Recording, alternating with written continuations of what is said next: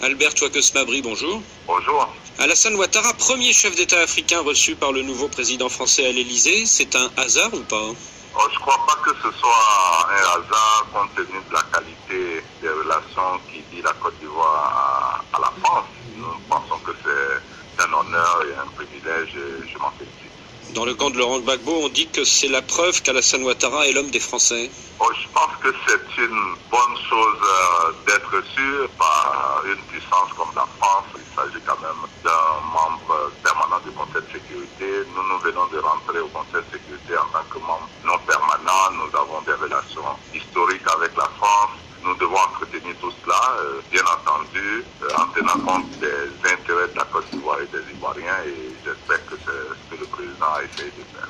Au cœur de ce premier entretien, il y a eu le partenariat militaire entre Paris et Abidjan. Nos deux pays vont renforcer ce partenariat de manière concrète dans les prochaines semaines, a dit Emmanuel Macron. Est-ce à dire que les 900 militaires français stationnés en Côte d'Ivoire vont recevoir du renfort?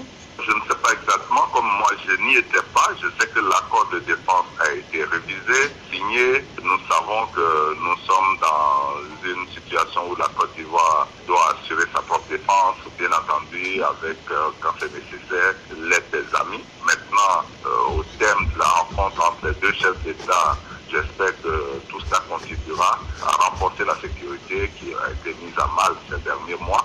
Nous avons une coopération de confiance et au but de cela, je pense qu'on peut toujours renforcer certains pans de notre coopération militaire. Il y a toujours la formation dans laquelle la France est impliquée, la formation de nos forces de défense et de sécurité.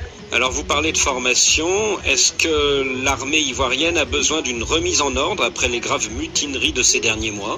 Je pense que c'est une évidence pour tout le monde, que ce soit pour ceux qui dirigent notre armée, pour les politiques, pour la population. Je pense qu'il y a beaucoup à faire en matière de formation, en matière de discipline, en matière de renforcement des capacités. C'est une nécessité absolue. Officiellement, ce partenariat, c'est pour renforcer la lutte antiterroriste, mais c'est peut-être aussi pour réorganiser l'armée ivoirienne, non? Oui, c'est bien possible et c'est nécessaire. Et je pense que ce serait une bonne chose que la vieille expérience que nous avons déjà avec la France puisse se poursuivre. Est-ce que ces mutineries ont montré qu'il y avait de graves lacunes dans l'armée ivoirienne? Je ne peux pas le dire. Ce que nous savons, c'est que la hiérarchie a eu du mal à aller avec la base. Nous avons senti ça et là d'énormes difficultés à gérer les troupes. C'est une réalité, on ne peut pas se cacher. Maintenant, il faut savoir comment on le gère au mieux des intérêts des populations qui ont été traumatisées. Au terme de ces mutineries, le gouvernement a versé 12 millions de francs CFA à chacun des quelques 8500 mutins. Est-ce qu'il a eu raison ou pas? Alors, je ne sais pas la nature des promesses, mais j'étais intervenu en ma qualité de président de l'UDPCI pour demander que le dialogue soit entretenu. Si l'engagement était que l'État devait verser aux militaires cette somme, il était donc de bon droit qu'on puisse leur verser cette somme. À l'occasion de cette visite à Paris, le président ivoirien a-t-il pu demander une aide budgétaire à la France pour faire face à toutes ces revendications sociales?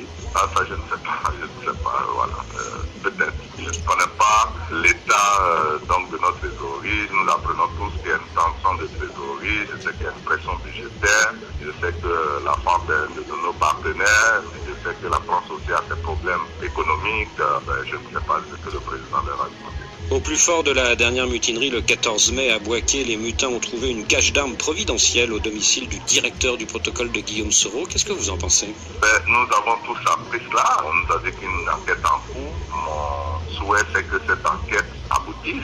C'est grave. Et parce que c'est grave, justement, il faut clarifier, situer les responsabilités. Donc nous sommes tous dans l'attente de savoir exactement ce qui s'est passé. Guillaume Soro lui-même dit qu'il n'a aucune responsabilité dans tout cela et qu'on lui fait un procès en sorcellerie. Qu'est-ce que vous en pensez? Il a peut-être raison, il a peut-être pas raison. Voilà, l'enquête nous situera. Au niveau du Parlement, nous n'en avons pas encore débattu, mais il n'est pas exclu également que nous demandons au gouvernement de nous informer. On peut envisager une commission d'enquête parlementaire? J'ai vu que la commission de défense et sécurité de l'Assemblée nationale en a fait la demande. Maintenant, le président de l'Assemblée nationale doit voir avec le chef d'État voir les modalités de mise en place d'une telle commission qui pourrait faire un travail utile. Pensez-vous, comme certains, que cette affaire peut créer une crise de confiance entre Alassane Ouattara et Guillaume Soro? Les deux se connaissent très bien, beaucoup travaillent ensemble, sont très proches l'un de l'autre. Je pense qu'il faut les laisser gérer ce dossier. Et vous-même, à l'UDPCI, êtes-vous toujours dans le rassemblement oufouettiste RHDP ou pas? Nous n'en sommes pas sortis. sortis. Nous nous sommes mis en marge des activités, d'ailleurs qui ont été suspendues depuis belle lurette, mais nous n'avons pas encore, au niveau des instances du parti, pris de décision de sortie des RHDP. Le moment donné, nous verrons si nous continuons à marcher ensemble.